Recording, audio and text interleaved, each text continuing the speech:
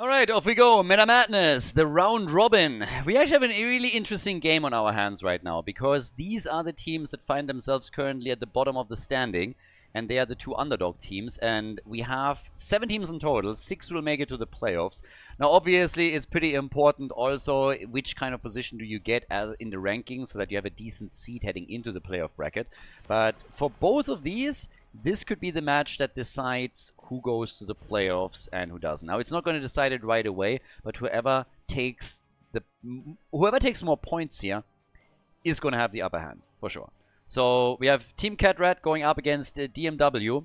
And, yep, this is definitely going to be a super important match for the two teams, so I expect fireworks from the two. We're at Meta Madness. We are still in the round robin. Playoffs will continue once we're done with the round robin. We're going then into the playoffs with a double elimination bracket where we have best of 5 games. Here we're playing out 3 maps in every single series. Each map gives you a point if you win it.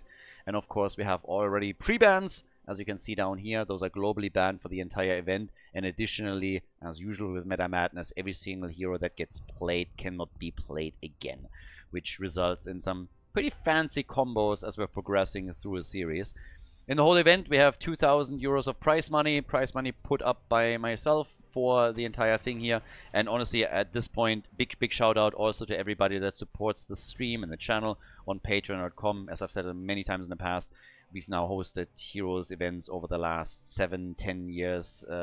Blizzard obviously dropping the support for esports, and without you guys supporting that, this wouldn't really be possible. So thanks to all the supporters. If you want to support the channel, you can find the link in the description of the video if you watch this on YouTube right now, and you can also go to patreon.com/Khaldor directly. But big shout out to everybody that is still passionate about the game and supports the channel there. It's appreciated. So thanks, guys. Now in the draft here, Bikes and Shogal banned out. Already not a fan.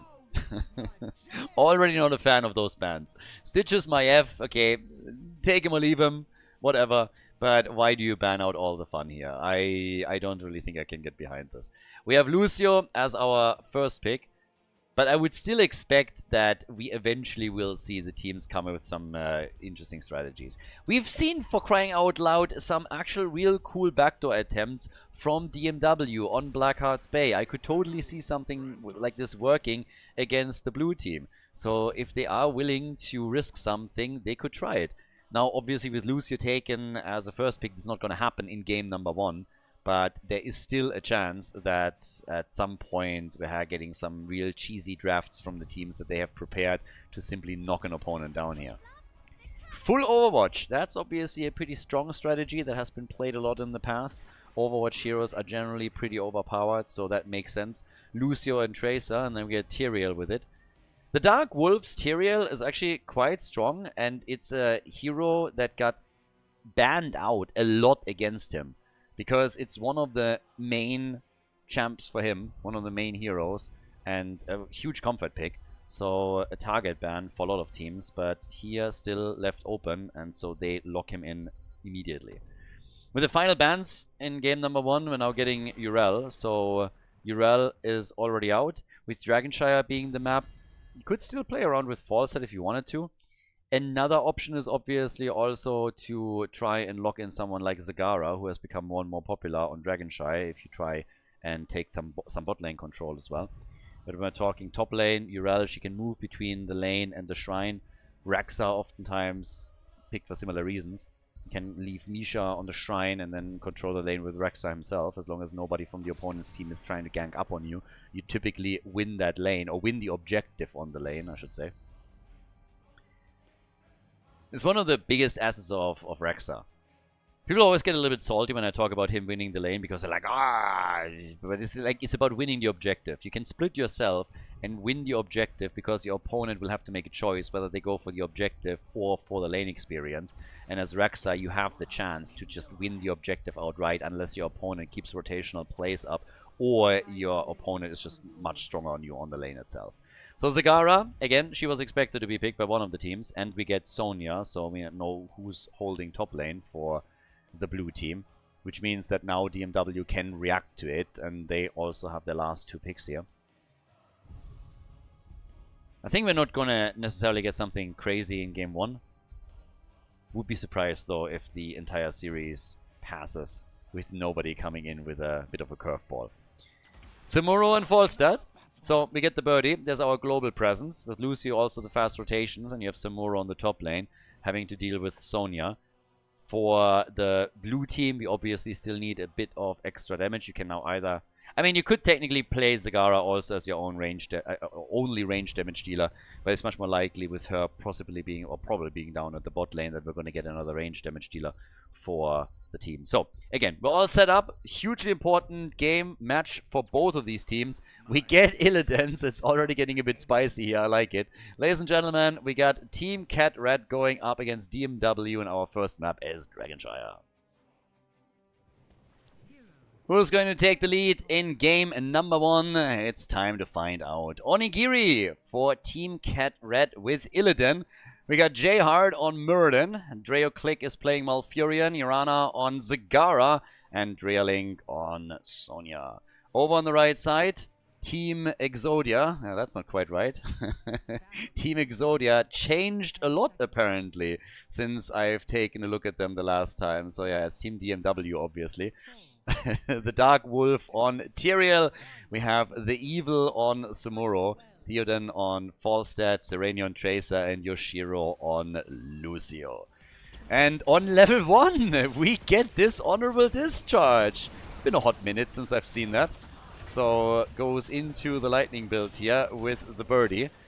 Illidan is, by the way, definitely going to go ham on Falstad whenever he has a chance. So this is going to be one of the big moves from him, just trying to target whenever possible the bird in the back and taking him down.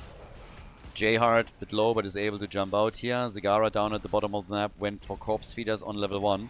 And Lucio is just zipping around as we have Arden's Array. Oh, that's a kill! That's a kill.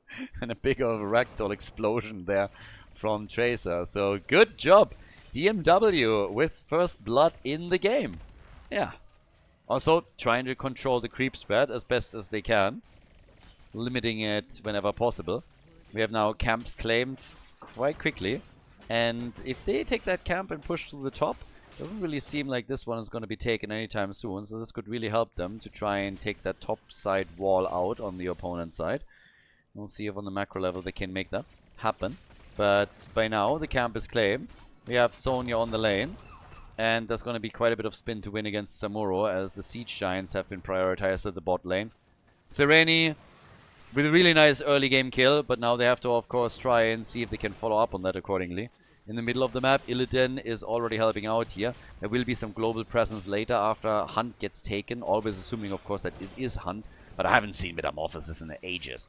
Back in the day, Metamorphosis was the talent. Nobody would go for the Hunt. That was just an absolute meme talent, and nowadays it's just the complete opposite. Haven't seen Metamorphosis in, I want to say years at this point. But when Illidan gets played, it's usually the Hunt. Muradin down at the bottom of the map. So after Zagara died earlier, now the Dwarf has been eliminated, but the blue team has at least control over both of the shrines for a bit longer.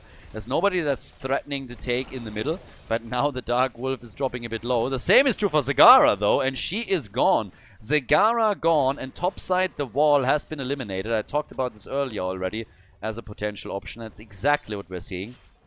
And you might not believe me, but this is actually the first time that I see that a structure, when destroyed, has a little bit of a gap here where you can see the cogwheel spinning. I've never seen that before. So, yeah, one of those things that I have to admit I've never paid attention to. So, yeah, there's that. I just looked at it and was like, oh, look at that, that's actually cute. And I was like, wait a second, how long have I been casting this game right now? Okay. Then again, I don't really care too much about towers. So, 3 kills to 0. We have Illidan still jumping this one out in the middle. Has on level 4 gone straight into reflexive block and is just hyperactive. I mean, Illidan was always a little bit funny because he's just always wired. I mean, this guy is just completely out of his mind the entire time, just jumping around, hitting, attacking, and yeah, full force for him. Massive energy right there.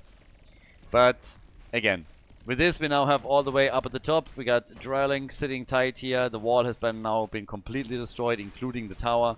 So no cogwheels spinning any longer over there.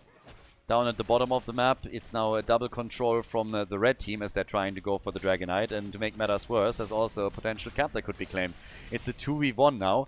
Muradin has to help out, and thankfully for them, Sonya was able to claim the shrine at the top, or this would have been a Dragonite.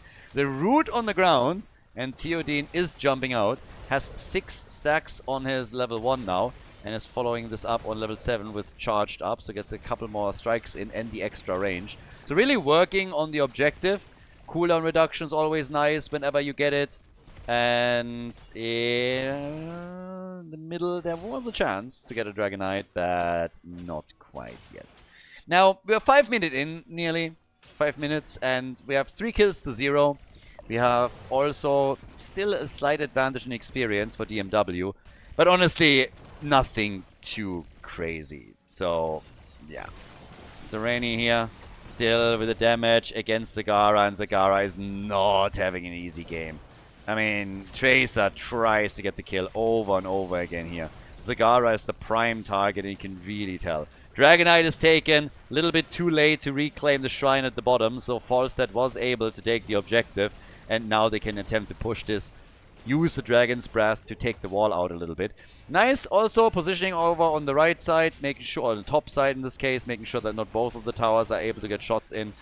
Using the Dragon's Breath and opening up more attack avenues for the rest of the team as Samuro has pushed out the top lane a bit. They get Sonya with a quick hit. And now the push for Jayhard. Muradin likely going to be able to escape here.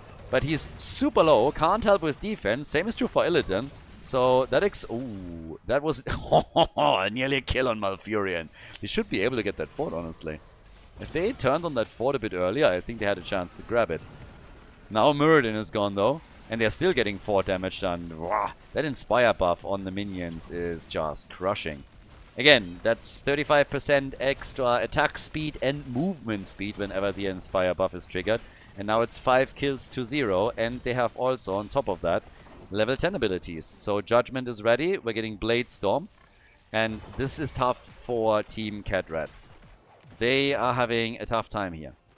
It's not going to be easy for them to recover here.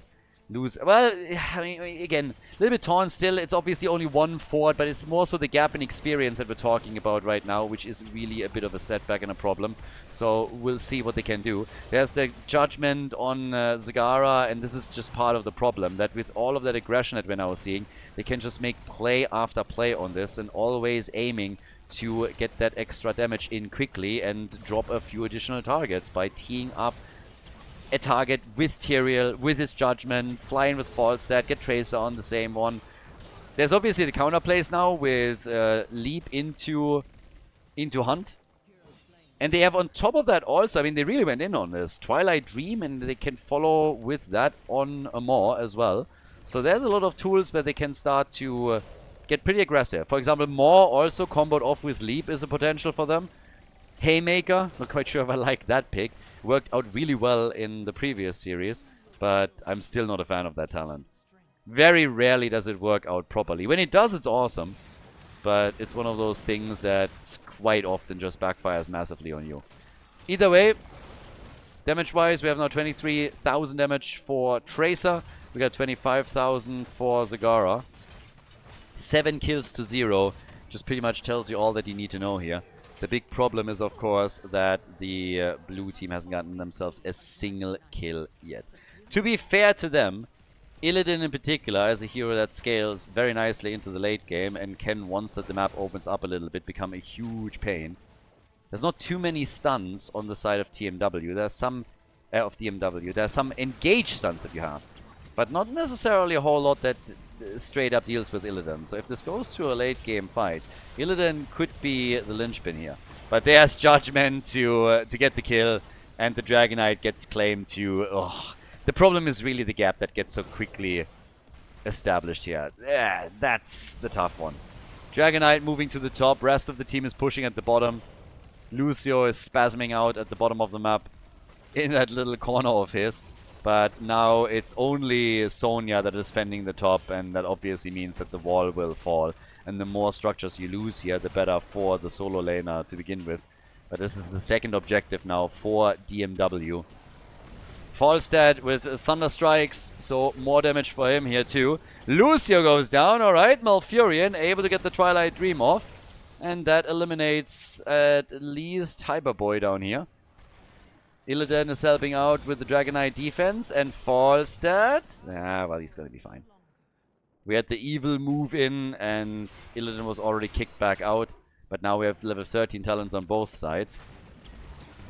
It was also revitalized, by the way. And Falstad flying down, but Malfurion is having none of it. The problem is that they might still be able to get the kill on Zagara. And they do. But Zagara turned it on Falstad, and they got the kill here. Now the stun is out. Onigiri is now in a position where he has no stuns against him anymore. And I'm telling you, in the late game, Illidan could make the difference. They get the kill in on Tyrael, and are now starting to chase even further. I would definitely not count the blue team out yet. Because I don't know how good Onigiri is on Illidan, if that is a hero that he has a lot of experience with. But I'm just telling you, there's not a lot of tools against Illidan here. That doesn't mean that he can go 1v5. But it means that in big team fights, he's gonna be a huge pain. So that could make a massive... It could really lead to a swap in the dynamic of the game. Especially if they're able to blow somebody up by, I don't know, let's get a more leap and then Emerald Dreamcom going or anything of the sorts. Hunt nearly ready again. Yeah, Onigiri is able to get away. Falstad obviously going a bit into an anti-Illidan build with what he's using here currently. Trying to at least keep himself also a bit more alive, but the game is already flipping just a little bit. Twilight Dream, Stormbolt, bye-bye Tyrael. They get them all off. Twilight Dream into a Stormbolt, absolutely no chance. Just enough damage.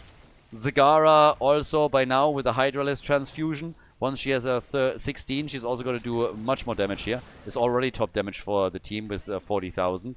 But after losing 2 Dragonites, Team Cat Red is now finally getting into a position where they have even talents with the opponent, where they have closed the gap in experience to down to half a level. And they have a shot here. Maybe even at an objective. Falstad is moving into the middle to prevent that from happening. And Samuro is taking the control over the top. But down here, for example... Stormbolt misses on Tracer. And she's still alive. Yeah, as Theoden is looking if he can get an angle for a good gust, for example. To gust them into a fight. That hasn't happened.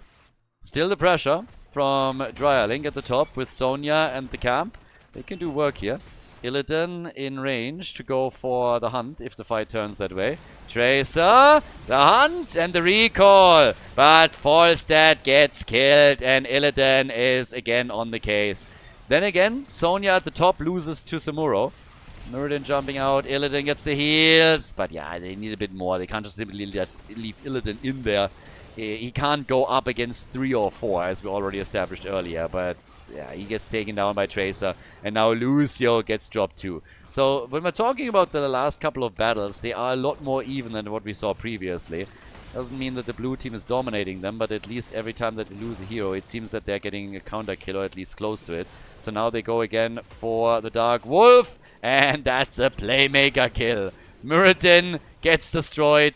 Tracer recalls into the root and is taken out too, which means that we still have 2 heroes at the bottom of the map for the blue team that can now push the structures. Now Samura at the top has obviously free reign after he got the kill against Sonya. Illidan is now starting to go back to the lane in order to try and stop this, but the fort will be destroyed. This is the second one that drops on the blue team side. They have some pressure at the bottom of the map they can now use, but I think we will have a few defenders ready in just a couple of moments. But the experience gap is essentially gone.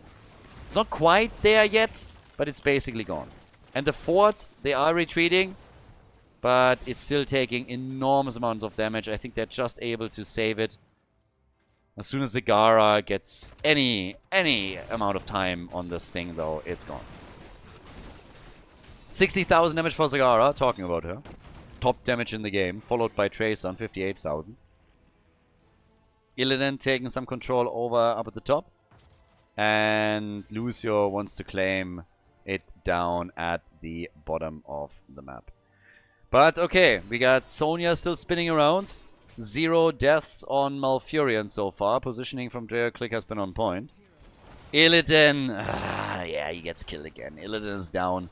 They should be able to get the fort at the bottom of the map. And of course, for Illidan by now, we got the Blades of Azeroth in here. Level 20 talents are up next. And there's the Hydra already. In the middle, the fight rages on, but at least the fort is now eliminated. So the attack is in.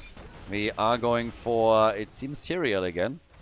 They really like Tyrael. They dropped him a few times. He's one of the biggest priors right now whenever they get the damages. So level 20 is ready. That means that we have Angel of Justice. We also got Get Stuffed, we got Wind Tunnel, and we got the Wind Strider for Samuro. Level 20 talents will soon be ready for the blue team, but it just means another Dragon Knight for DMW. So this is Dragon Knight number 3 in this game for the red team. They will get the fort, but I don't really think that they're going to get more than that. I don't think we're going to see a keep fall here. So the fort will be destroyed. But they are not going to get a keep. So, yeah, we'll see. In comes level 20 any second right now. And with that, we have, of course, Hydra in this case. Pack Instinct. Nowhere to hide. Yeah, it's gonna get good. And Sonya with a little bit more survivability. And by the way, talking about Illidan, is already sitting in the middle. So he's trying to push this. Hunt! And they come in for Tyrael again. Wind Tunnel is used. Dark Wolf is gone. Illidan taking care of it. Going for the Dragon Knight here. Dryer Link though low. Spin to win. The survivability on Sonya. But not enough to stay alive. The Dragon Knight is gone. And now it's a 4 versus 4. And Samuro with big damage. And Illidan is just not able to survive through it. So Illidan is gone again. Zagara is still alive. Malfurion got dropped. Zagara with all those Hydras dropping damage as we speak.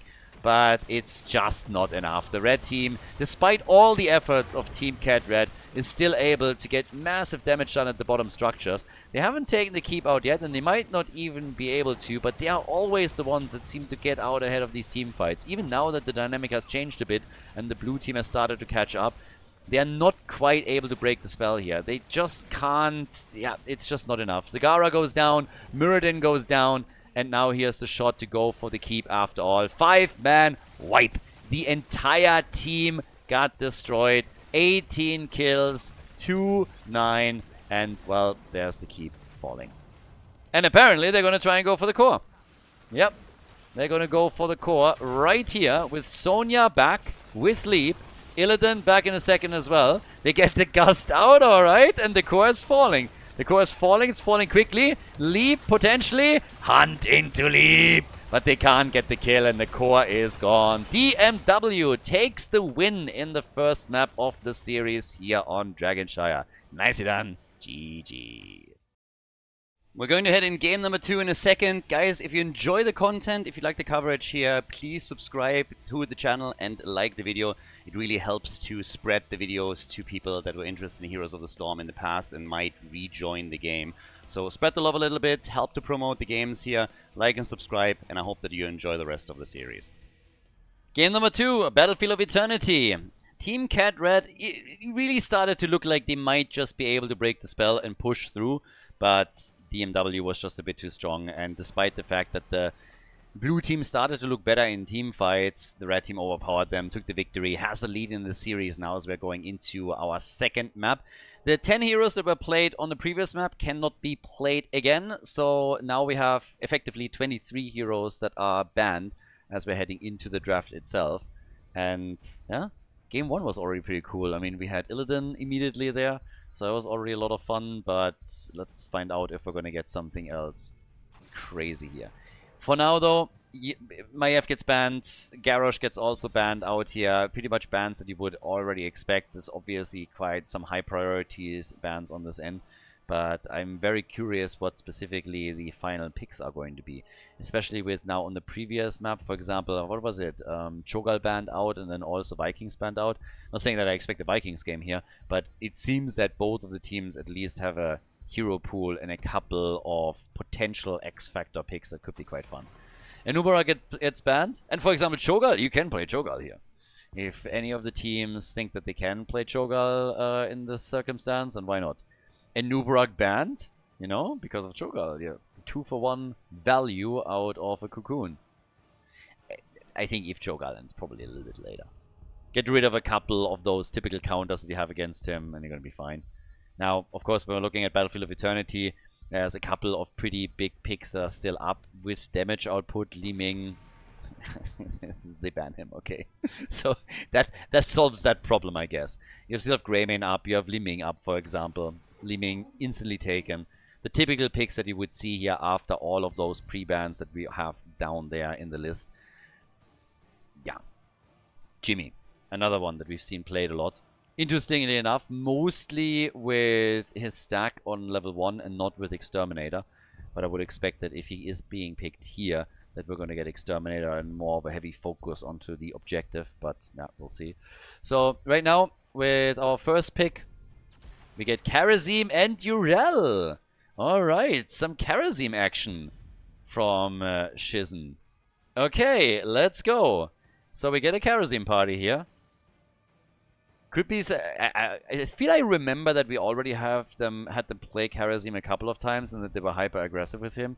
Now, obviously, when you are committing to something this early, there's also a chance that they might be able to walk away with 2 supports. That Uther main tank, for example, has been a thing for a long time. But haha, sniper comp, Stukov variant. I mean, they're going full on into the most traditional variant taunt sniper comp that you can. Get that lurking arm out underneath the target, make it even harder for them to escape, and then have someone like Li Ming drop the burst damage, hope for her to get the reset so that she can play around the reset mechanics, get a few more additional kills in, or at least combos, and see if that wins you the team fight.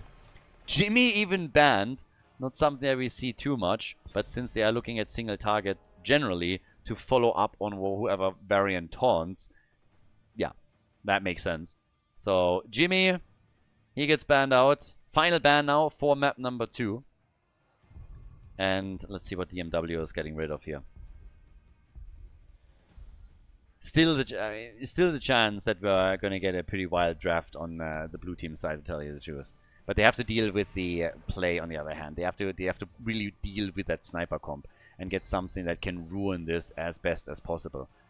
Especially on the heal side. I mean, yes, you are later on going to have a lot of dashes that can give you a cleanse, so you can cleanse out the taunt a bit. But you have that Stukov to deal with. Thrall, Sundering. I mean, Thrall is someone that we see a lot here. If they plan on going into a triple front line to begin with, and they could do that, for example. Yrel also with a quick jump can push people around too. Right now we have Diablo claimed. Lunara is in, so you have the acid damage on the Immortal, and you can slowly poke that out. Which gives us Chen for even more space control during fights. So we got our side laner for the top lane with that locked in.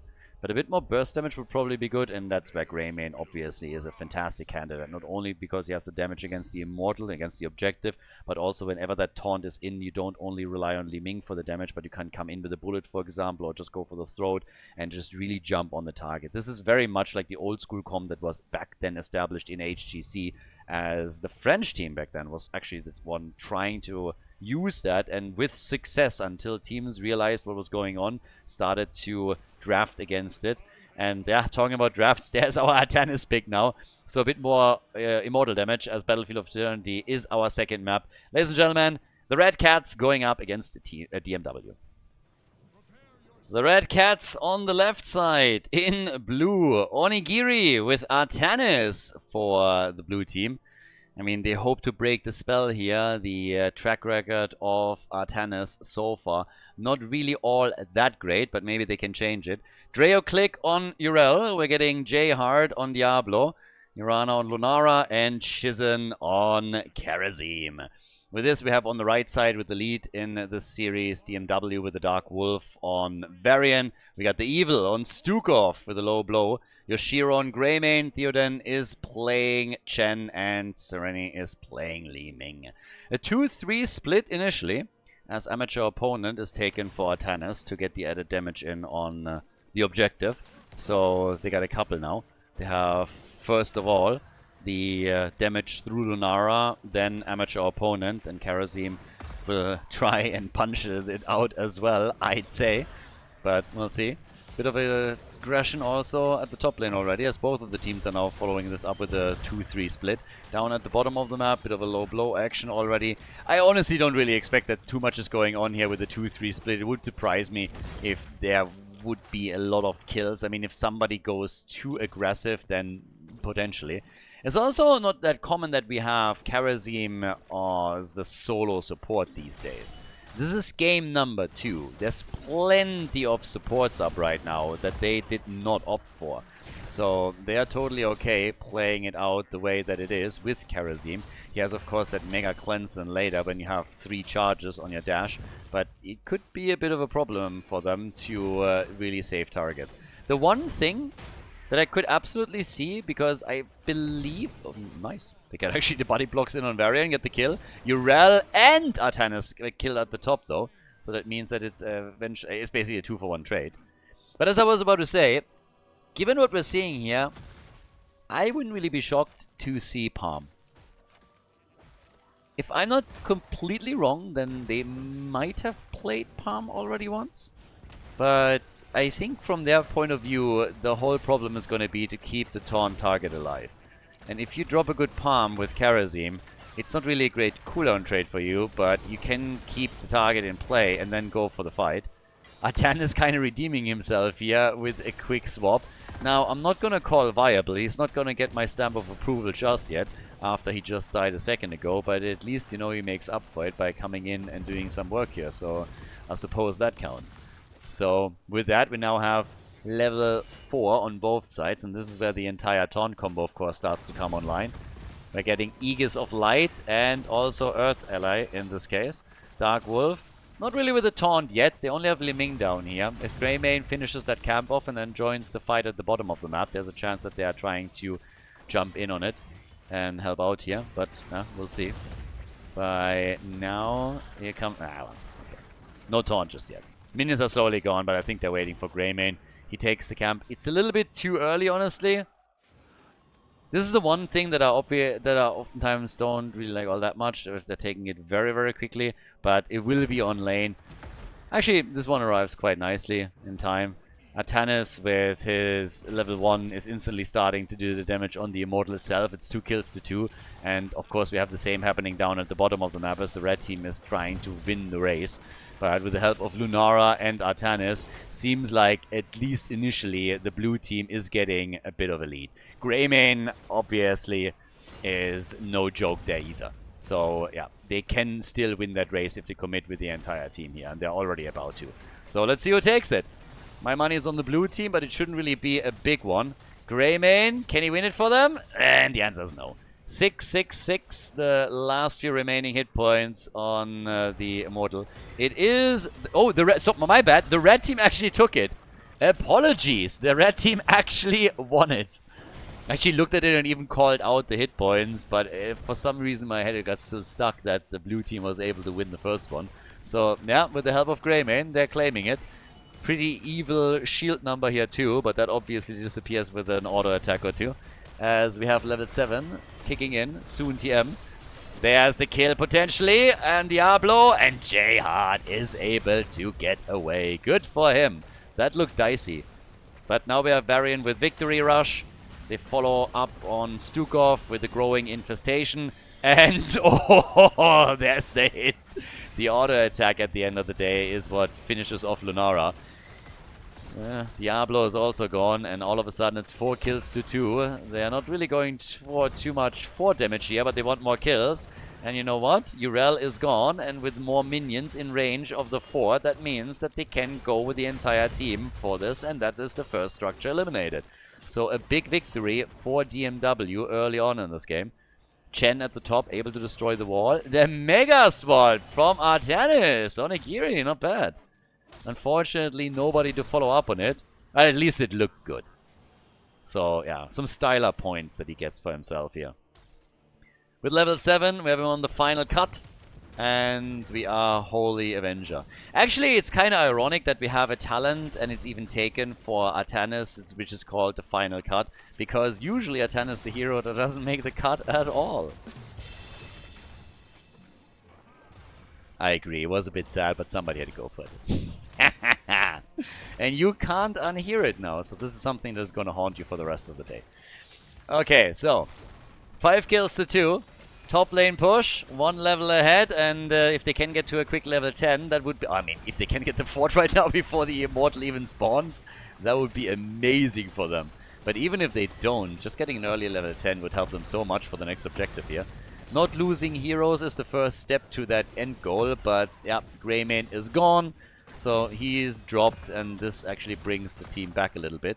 Trash Tannis at the bottom of the map is going up against Fat Illidan, and is able to make it, but should probably head back. They lose Lunara, that's not good, and that brings the blue team back into the underdog position, because level 10 is about to spawn, they are a level behind, and we have also, yeah, dominant position in the middle of the map now for the red team, for their opponent. So, the Evil, the Dark Wolf, they're all just sitting tight, getting the damage in, trying to work this one. It's going to be an easy halftime show victory for them, and to be honest, the best thing that the Cats can hope for is to, I don't know, get a little bit of damage on the opponent's Immortal to reduce the shield, but they're not going to get anything here, and they're even losing now more heroes, which makes, of course, all of this just so much more difficult. The Immortal attacked, Lunara trying to defend. Girl, please, just don't do it. The punching of the Immortal here is kind of cute, but it's not going to do anything for you in the long run, so it's probably going to cause more problems than anything. He thinks that he can get away here, and he might actually be able to.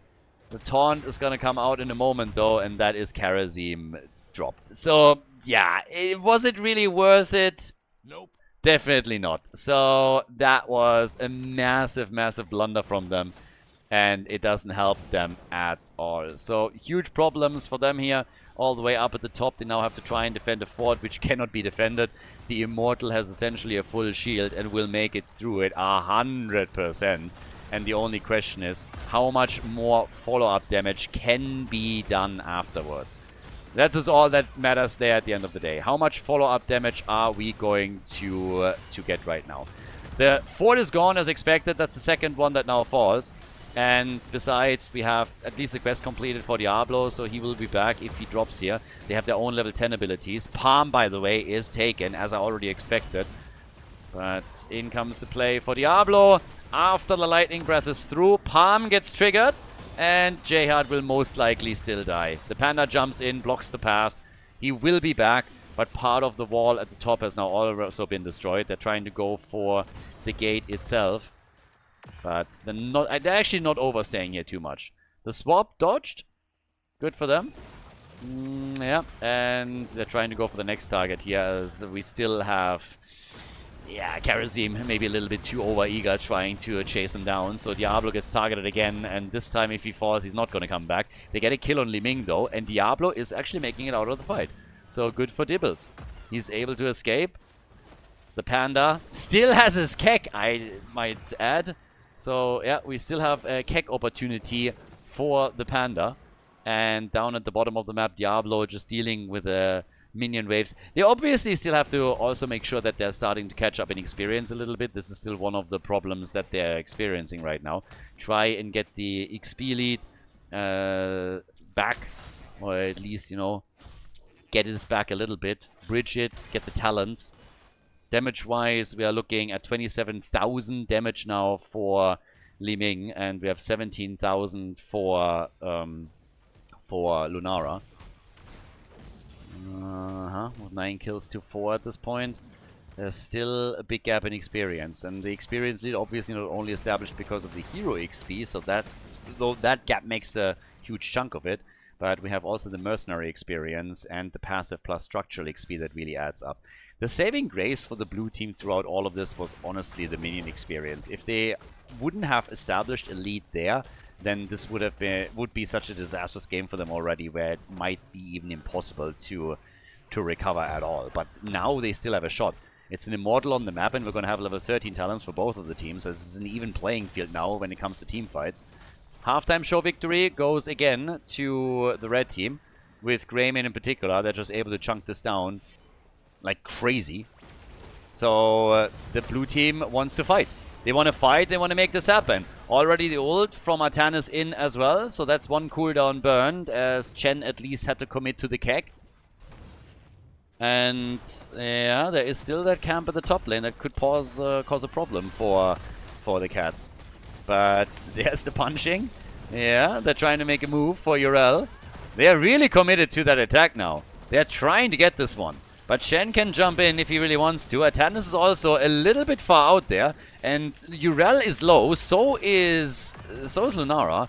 And Diablo basically has nothing left with the taunt connecting. And there's the reset. 1 kill, 2 kill as both of the side laners are gone. And that leaves us with a 5 versus 3. And Diablo is dead too. So they only have Karazim left and Lunara. And with the keep at the top already getting attacked, they're not even wasting their time with anything else and just making a beeline straight for the top lane. Take this one out. The Immortal is taken by the rest of the team. Karazim defending, dude, you're not going to defend here. Karazim gets kicked away, instantly attacked, has the palm and it procs. He's still trying to get out here, but it is making. It's a good for Shizen, but still, that wasn't necessary in the first place. To be fair to them, they saved the keep. They actually saved the keep. So the one thing that they could have probably tried to do is still keep somebody at the top and go for a two-pronged attack, because I don't think they're going to get the keep at the bottom of the map, even with the Immortal. Not like this, at least. But they are brawling hard. I mean, they're really farming kills the entire time here. So once again, we see a similar thing. Greymane gets actually attacked and will fall, so Greymane is gone. Urel is playing against Chen at the top, and all of a sudden, with Lunara just going amok down here, we have multiple heroes fall on the side of DMW. They're losing Greymane, Stukov, and now the Dark Wolf. All of those are gone. Urel wants to defend here, as the Immortal is still doing some extra damage. But we're having some wild stuff going on here, I gotta say. So, yeah, not too shabby. That keep at the bot lane taking enormous amount of damage, but it is still the same result at the end of the day. We have 2 keeps that are now still standing. And that's, of course, not really what you want to see in a situation like this. You want to make sure that at least 1 keep is destroyed, because, yeah, technically, the big problem that they still have here is, of course, that there's no catapults pushing. So it's nice that you got the keeps low, but the goal is to take him out and get lane control through it. 43,000 damage currently for Li Ming. We got 28,000 for Lunara in this case, as the attack is still coming through here. They're looking for some swaps. Kek is out. Slap, slap, slap. Stukov doing some work here. 16 versus 16. I mean, the blue team... Atanus swaps himself to death. No way. The palm is there. They didn't trigger it. Can they get the kill?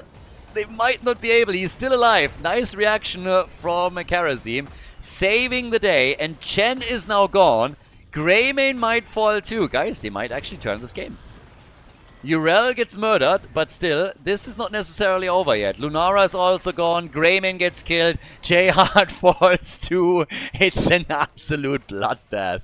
You gotta give the blue team definitely some kudos, because, again, to their credit, they are now back at level 16. So they are able to at least do that. We have level 16 versus 16 right now. Talents, and level 17 for the team. So the gap is extremely small. But it's still absolutely wild to me that we're looking at the situation where the blue team could actually bring this back if they just would take a proper team fight here. If they win a team fight and get an objective, they can actually win this one still. Those 2 forts would fall quickly. Now they're on their last leg, of course. They can't afford any can't afford any more mistakes that would completely murder them. But if I'm DMW, I'm still a bit worried. Because one stupid move where I lose a hero or 2 and my opponent might get back into the game. So, yeah, that's the big risk here. But right now, we got Atanus already starting to do some damage. Amateur opponent is getting leverage. Down here at the bottom of the map, they need Karazim though. And Karazim now has also Cleansing Touch. So this is the big one. Sereni gets killed by the Orbital Bombardment. Li Ming is out. And the red team is losing ground. Again, guys, this series is for... This series might decide which one of these 2 teams makes it into the playoffs and which one drops out of the tournament. It's not going to decide it 100% because, again, we will see more games in the round robin. A little bit more than halfway through now. But this is an important one. They're direct competitors in the standing. But, yeah, there's the attack, and the blue team is getting closer and closer to winning themselves the first objective, the first immortal of the game. Over on the left side, though, J-Hard had to start with defense, which is a bit of a problem, and would honestly worry me slightly. They're still trying to take this, and I suppose they will. So, yeah, there it is. They're already claiming the first one. So, now we have an opportunity for them. Now there's the chance. There's the chance to make a little bit of a play on this. Take a fort out. Maybe more than that. How far can you go with this? That's the question right now. And already we're having... I mean, Diablo should really... The catapults are probably the first thing that you want to take out, just as a bit of a side note. But they need to also show up in force at the top, or they're going to be in mad trouble. So, yeah, this needs to be a play right here to make this work and take a fort out. Maybe propel it faster. Forward, get also a few kills if you can. By now, it's Diablo that's in trouble, but he gets out. Lightning Breath, Li Ming. Yeah, she's well done and gets dropped. Li Ming is dead again. That's kill number 11. They're catching up. They've taken the lead in experience right now. They've actually taken the experience lead, and we're seeing more action at the top. They might be able to get themselves a keep here. They're certainly going to try. They're certainly going to try to get the keep. If they can get more kills, then it's in the cards, for sure. But the attack is coming as we speak. Diablo has the stacks again. Problem is that at the bottom of the map, they're going to lose a keep 100%. This one's gone. So they're really pushing this now. Losing the bottom keep, I mean, as long as you do some work here, this might still be okay for you. But they're missing out on it. And they lost Artanis. And they might lose more here. The taunt connects again. They're chasing not only Karazim, but also Diablo. Karazim is gone. Diablo's in trouble. Oh my god. Team Cat Red. Ah, this hurts my soul a little bit. Such a nice comeback attempt. Huge 6.5 out of 10 moment as we're making those moves. And now it's just, again, the red team on their way to victory potentially. It doesn't necessarily get decided here, but they are hoping, of course, to take it. So, yeah, right now, that's a play for core. It's a 3 versus 5. It might be a bit too ambitious. If they can get a kill, then... Okay, so much for that. Yeah, that's a kill. At least Li Ming gets eliminated, but Diablo is also gone, and that only leaves Lunara, and she's also getting dropped low. The core is open. Artanis is back. Greymane, he's the one that really needs to bring the damage if they want to have a chance to end it here. But they are starting to fall back because they're realizing that they're risking too much. Big damage, though. But, as I said before, with the Immortal now up and them in control of the map, with 4 heroes roaming it, they will claim another objective. And this is guaranteed to eliminate the, fort, or the keep at the top. Now, they can try and counterplay this a little bit. They got Artanis here. They got Lunara here. So, the race is going to be much closer than you normally think. I actually thought that DMW would at least get Chen down here and kick them away. They haven't done that. They're still 6,000, 7,000 points ahead on the Immortal race. But yeah, Chen could definitely cack if they're willing to commit to it. But they're going to win this one way or another. The Immortal. And then it's just a matter of how much can you commit at the top to go straight for the core. Because that's the goal here, obviously. Use the last, or this objective to win the entire thing. 68,000 damage now for Greymane. We got 55,000 for Lunara. Those are the top 2 damage dealers on the respective teams. 64,000 for Li Ming, who overall comes in second place. Funnily enough, the keep is already gone. Taken out by the minions. So now it's all about the core. And they're forcing that fight immediately. And Greymane is actually gone. Gets popped by Diablo. Karazim isn't even here to assist them. Karazim is just all at the bottom. I don't even know why Serenia hasn't gone for the kill there right away. Palm gets triggered, so they're wasting the time a little bit. There's the punch move, but eventually Shizen should fall. They want Karazim, and with Chen just immediately on his case, this should be the end of him. So they can jump on him once more, but the mobility allows him to get away. The core got damaged a bit, but with now Greyman and Liming eliminated, I don't think that they can go for game. This is actually quite funny. They defended this. And Shizen, I don't really know if he's just a mad genius that somehow makes these plays work, or if it's just complete lunacy how he plays this. I mean, he's jumping after individual targets and then basically plays Kharazim like an assassin, leaves the team alone and doesn't heal them. And then it somehow works out after all, even though he was, yeah, it looked like he would die. Now they get Varian. At the bottom of the map, they're dropping the fort now. Don't tell me they are still winning this. They go for the top side keep. I mean, this one's gone. There are 3 defenders by now. They just go for the core. Alright, they're gonna try and go for the core here. I think that's ambitious. There's no way they're gonna take it, right? There is no way they're gonna win the core like this. Not against Greymane and Chen. Chen also has still his keg in 8 seconds. So, in time for this fight. I assumed they would go for the second keep, if anything. But yeah, they're trying to get the core. They're getting damage in on it. There is no way they can fight this. It's not happening, guys. You can't win this. Onigiri is about to go down. Yeah, gets the palm. Alright, good for them. Palm is in. Big fight. Core is at 70%. Jayat moves away. Li Ming is dead. No way. Diablo is gone. The core is at 40. They pull it off. They actually... Antanis is gone. Antanis is gone. They still have enough. They should have enough. Lunara is... Lunara is gone. No way. No. 2% on the core. They were so close. Oh my god. And there's 4 heroes available for the opponent.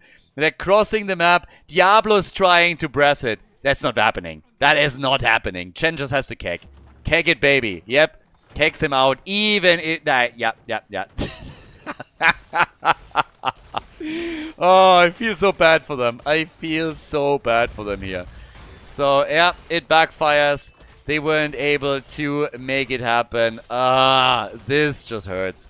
So, yeah, it's a 2-0 lead for DMW as the blue team loses their core and DMW gets a second point on the board.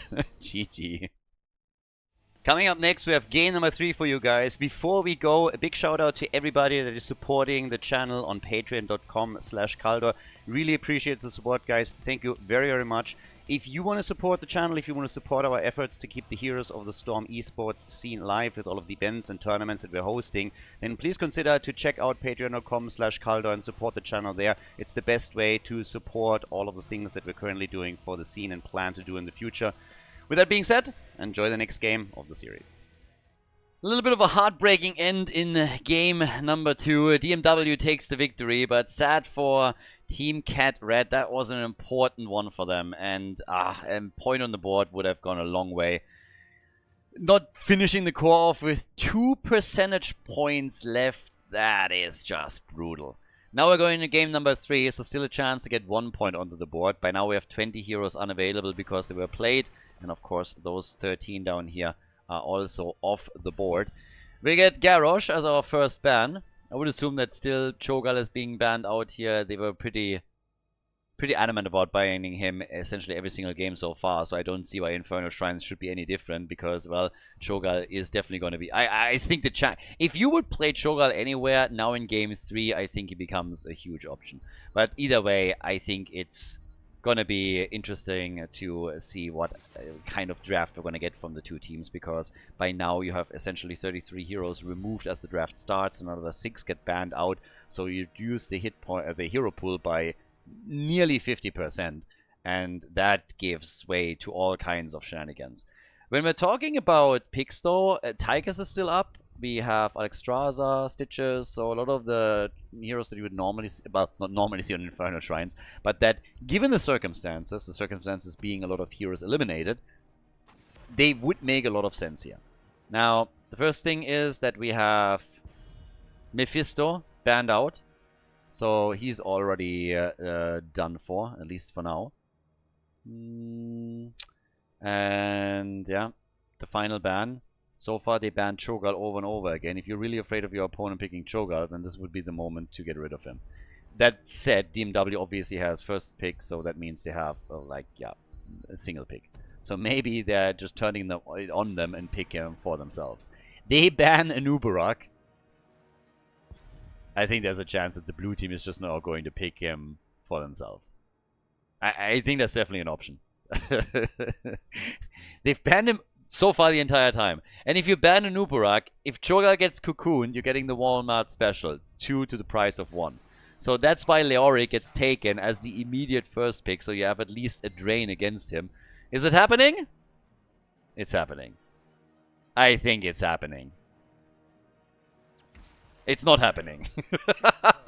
They go for Tychus. They go for Tychus, and now DMW has a chance to pick it for themselves if they want to. But yeah, Tychus is in, and we get D.Va. So apparently, if he gets played this time, they seem to be fine with it. But DMW with their first, I think you can clearly see they were also thinking, okay, if you don't ban him this time, you probably want him for yourselves. Not the case, though. So now they have to make a choice here.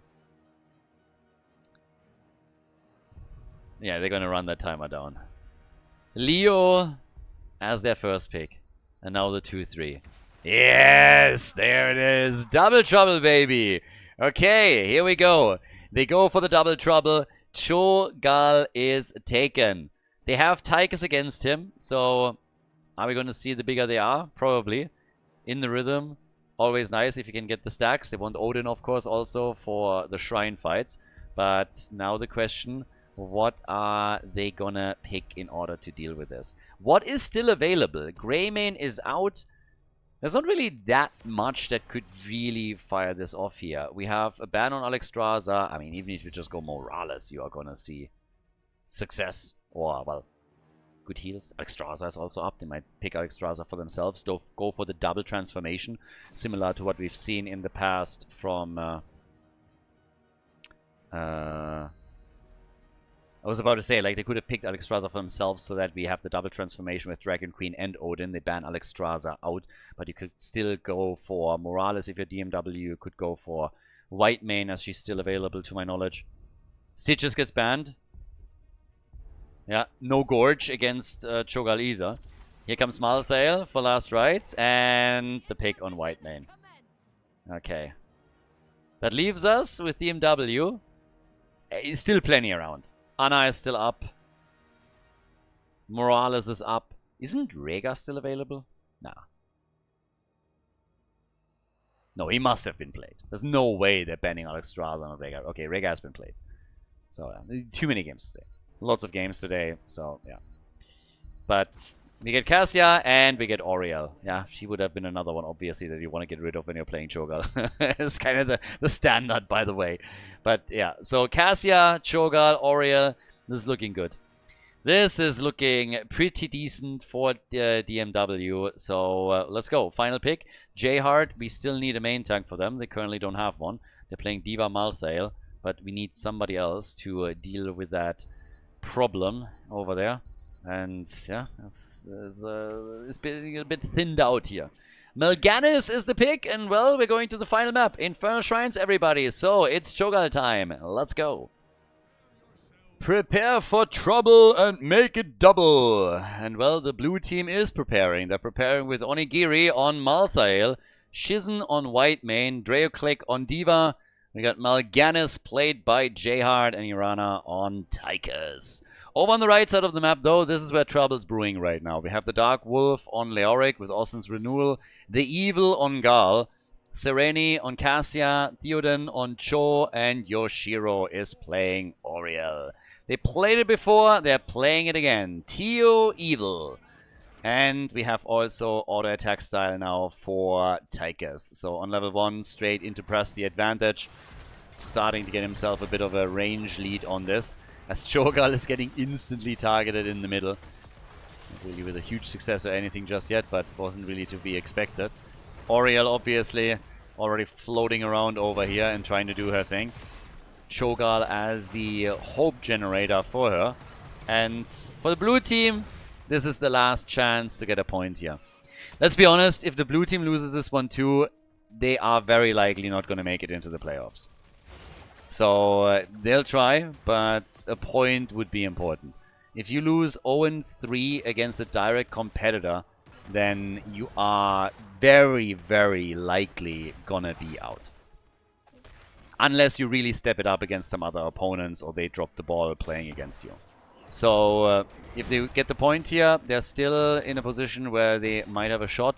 If they lose out on this one, then as I said, it's going to be mega, mega difficult. But it's the early game right now on Infernal Shrine. Seems like the third camp goes... Oh, actually it gets contested. Okay. So the blue team is going to fight for it. And we have DMW slowly retreating here. Still willing to commit from the looks of it. But not too much. And yeah, Cho'Gall goes in and has to retreat. So the camp gets taken away by the blue team. They're stealing it. Nicely done. Well played. And that gives them, of course, a bit of an edge at that bot lane. Also slightly in experience already. But let's see if they can translate that into some structural damage. Maybe even take a tower down. We have both D.Va and Leoric rotating between the lanes as for now. Level 4, the choice is also going to be important in the rhythm. In the rhythm for Tychus. So it's all about getting the stacks together. They want to have mad damage through the minigun for all of the team fights. For as long as possible. Extend the range and the duration as much as you can and get your value through this. So we'll see how well that works out for them. For now, there's not a single kill, but there's a lot of structural damage coming at the bottom of the map as they're starting to get some value here. We have first camp taken. A little bit of an approach here from Malthael as over in the middle. It's Cassio who's currently defending. But with the wall down here, partly already dropped, Cho'Gall is definitely going to get himself a little bit of value from the looks of it. So, yeah, early on already, nice little lead. Seared Flesh is now in. We got the Rising Dread too. First objective is announced. So Shrine at the top lane is the first one that we're talking about. Only one camp taken. And, yeah, the red team not going for their own camp just yet. So red team is the only one that does not have... Well, actually, as I say, they go for it. They're just a little bit late to the party, if you ask me. So, yeah, they take it, but that essentially gives the opponent a lead on the objective.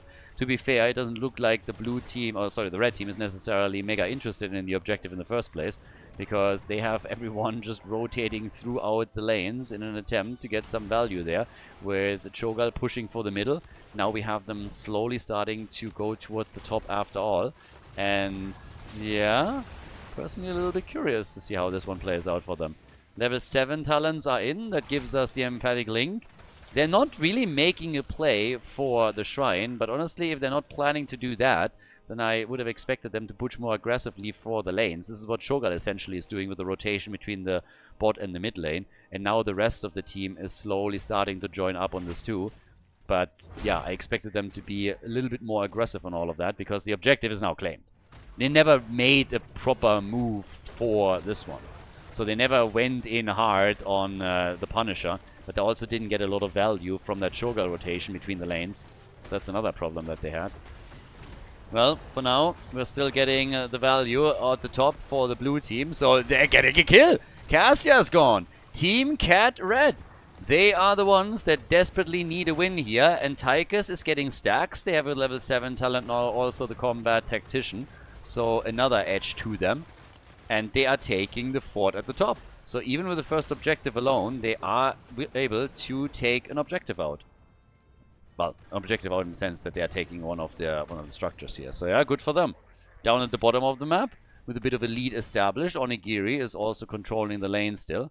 So the red team is obviously hoping to get Cho'Gall into the late game. This is where you're going to really reap the advantages of Cho'Gall and where he usually shines. But as long as Tychus is getting stacks together and extends the duration on the minigun, he can be a threat against Cho'Gall later on. And we could see, of course, a few more aggressive plays around this. So, yeah, will be interesting. Down here, for example, we have Tychus getting a few more stacks together as Leo has to retreat, and the camp is therefore taken again by Team Cat Red. They also have level 10 abilities that are now going to lock in. So we have heroics, and on top of that we have, for example, D.Va pushing the top lane and starting to take structures out.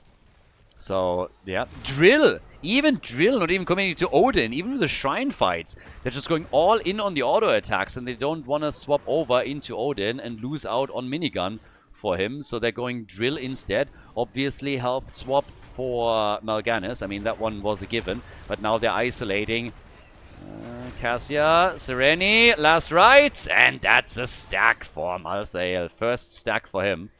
I gotta say that for the blue team, things are currently going really well. Aegis is obviously a neat little tool that you can later use to keep people alive. We didn't go for a resurrection here.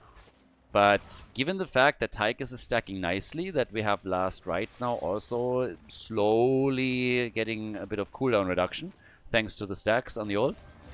This could be a problem for the red team. Then again, now they're finally getting their first kill themselves, so they take out Mal'Ganis. Good for them. Tychus still looking for a few more hits and connects. A little bit too much on the run. I mean, we need some stutter stepping here from Tychus in order to make that work. So, yeah, 2 kills to 2. All of a sudden, the Cho'Gall team is starting to turn this up to 11 and is starting to get kills in the middle of the map and pushing now as well. But it is time and time again D.Va that gets value. She's always on the lane, triggers the Inspire buff on the minions, and Leo has a tough time catching up with all of it. So there's a lot going on in this game. Teams dead even in experience. Well, not dead even, but you know what I mean. Both of them, essentially. On eye level on this. But, yeah. This is an interesting one here. Very, very curious how this is going to continue from here on out. Because, to tell you the truth, I can totally see the blue team dominate this. If they use their tools properly. But then at the same time, you have DMW with Cho'Gall. And I don't want to underestimate Cho'Gall at all here, because this could very well end up with this being an absolute horrendous situation for Team Cat Red, where they again take the initial lead, take some structures out, everything looks great, and then it's just some late game pressure from Cho'Gall, and all of a sudden, you know, this entire thing flips and turns against them. Cho'Gall already diving in deep with the ult towards the shrine. The initial lead on the objective went to the blue team. Cho'Gall is a bit low here though, and no last rights right now. Aegis is still up, is finally getting used, and now last rights has to be dropped, and that's the end. Cho'Gall down. There's the double kill. They were mega patient with the ult from Malthael. They triggered Aegis first. They wanted to make sure that Aegis gets used, and then they get the kill, they get the stack. 70 stacks now also for Tychus, who went straight on 13 into that's the stuff for some extra self-sustain as well. They take the objective, and then they can now push through the bottom of the map and get themselves a lead here. Again, Punishers, they don't jump over the wall anymore, so the jump still proc towards the front. Health swap as well, but Malthael. The dirtiest combo would be health swap into Malthael ult. But Malthael was still in cooldown. They go for the Dark Wolf down here. Leoki is gone. Cho'Gall reappears. They instantly try to move back here and are, of course, on the run. 91 stacks now for Tychus. 94. So Tychus, again, he's getting really solid numbers out. And guys, D.Va again at the top. I mean, this has been happening time and time again. I don't think that the red team even realizes that she's already back to business there. They're now sending somebody top, but it might... I mean, it's a bit too late to save the wall. Even the keep is going to take some damage here. 30,000 damage for Cassia. And on top of that, we have now 27,000 for Tychus. He's obviously the top damage dealer for the team with all of the stacks that he's getting and with the damage against Cho'Gall. And he's working more in. So they just need to make sure that he doesn't get blinded too reliably by Cassia and then gets the damage connected. That alone gave him another 3,000 with ease and gets him to 99 stacks. So he has nearly a 3-second increase already on his minigun duration, which is massive. I mean, 100 stacks is a solid start. 10 minutes in, they have a 2-level advantage nearly. Team Cat Red was so close on the second map. 2 points on the core of the red team, and they just lost out on it. Now they need at least a point. Even that is going to make it difficult for them, but not impossible, to make it into the playoffs. But they need to at least win this one. But I can guarantee you, no matter what happens, they are going to be pretty mad still for a while about not winning on the previous map. That core, oh, Lunara, one more connect or two with that acid and damage over time, and I think it's just over. But they weren't able to pull it off. The comeback was real. DMW able to cross the map and end the game, locking in the second point. Now in game 3, they're hoping, of course, to make it a triple. But we have sizzling attacks now as well. And this is obviously massive. I mean, this one is massive right there. The stack with minigun. Now Tychus is really going to pull ahead on the damage. Huge talent for him against someone like Cho'Gath. 2 forts are gone. They're fighting for the one in the middle. The whip is not connecting this time. Malthael already working on the next camp, as the shrine in the middle is soon going to be announced. But, yeah. Mal'Ganis down at the bottom of the map. 16 talents now on both sides. Martial law for Cassia. We get the frenzied fists. And we got the leaden orb. So, yeah, off we go. Still the problem with experience. 1.5 levels behind. That hasn't changed. But they have even talents. They can fight for the shrine. That's the more important part here. But will it work out for them? They need to deal with Tychus somehow. Tychus auto-attack damage now against someone like Cho'Gath is brutal. Urana shouldn't YOLO too hard. Should still play this a bit safe. Wait for Cho'Gath to start things off a little bit at least. Yeah, not end up in a 1v1 here or anything of the sorts. So they're starting to go for the objective. Trying to take that on. Yeah, Tychus, drill. Nice position for that too. Gets a bit of value out of it already. Here comes the ult from Cassia and the insta-kill. Bye-bye, baby. They get 2 kills right away, and this is disastrous. 3 kills. 1 move by Cassia. 1 good ult was all that's needed. Look at this. Gets the ult in, and bam, that's the end of the team fight. Tychus is dead. They lose Malthael, and shortly after, D.Va falls too. And bam, just like that, DMW is back to business. That was the big one. It was really like this one ult from Cassia was all that they needed to flip this game. Tychus had no chance, and he's the one that they need to save. So now the Mortar Punisher is about to be taken, but that fort in the middle of the map is already gone. Mal'Ganis is starting to attack at the bottom of the map. It's not like he has an insane amount of damage against structures, but he can at least empower those waves a little bit. Dark Wolf is now moving back, tries to interrupt the Hearth, and works it in. So, yeah, Tychus is already back. So now they can start to defend here. Somebody else should proc the stun on the Punisher, and they're about to lose the keep here. D.Va is darting in. They're about to lose the keep. And, yeah, it's at half HP. Tychus down to 50%. They're just burning the Punisher down. They're trying to save the keep somehow, and it's just not working. Leo is fighting it out at the bottom of the map against Mal'Ganis and might actually die. So Mal'Ganis is currently looking good there, but the keep is gone. Mal'Ganis on the run. Yeah, do we get the slow and the drain? He's gonna survive either way. Or is he? They're all diving on him. He gets at least the fountain. Tries to jump out. Nice, but Mal'Ganis is gone. Boy, oh boy. The red team, they lost all the momentum now. They still have a lead in experience. They are 5 kills to 5. They still have the lead in experience, but now the keep in the middle is gone. One objective was all that's needed. The Cho'Gath comeback is starting. The big Cho'Gath comeback is starting in the game here. Here comes the Entomb. And Tychus with the damage again and a few additional stacks, but White Mane is eliminated. Another fort dropped. 42,000 damage now for Tychus. And they just can't get the 5-man back up on the map. Leo is this time much faster to react to D.Va pushing the top lane. Tychus can hide behind that gate, but once that wall is gone, he needs to be mega careful. They can't lose him here. If they do, it's another keep gone. But he also needs to dish out some damage at least, so Malta is helping him out at the front now. They need somebody to assist. D.Va is on her way back. Mal'Ganis has respawned, but, well, that's keep number 2 gone. 2 keeps gone, and both of the teams now on level 20. For Tychus, that means we get the Bob and Weave, and we get the Angel of Death over here for Malthael. Cooldown reduction, and on top of that we get Katoon's Gift. Boy, oh boy. Yeah, the comeback is underway. And the red team is now in the lead, obviously. I mean, duh. They've taken 2 of the keeps out. They still hold 1 fort, but it went all so well for the Red Cats. And then it didn't. Then Shogal... Cassia, it was actually Cassia. I mean, seriously, Sireni with a fantastic ult that teed them up. They got a triple kill, and that's where everything fell apart. They're chasing Leo. Not really the one that you need here. But, yeah, they need to somehow deal with Shogal. Another structure down. Another fort eliminated. They need to force a fight. They need to go for something. They can't just simply sit there and slowly lose the game.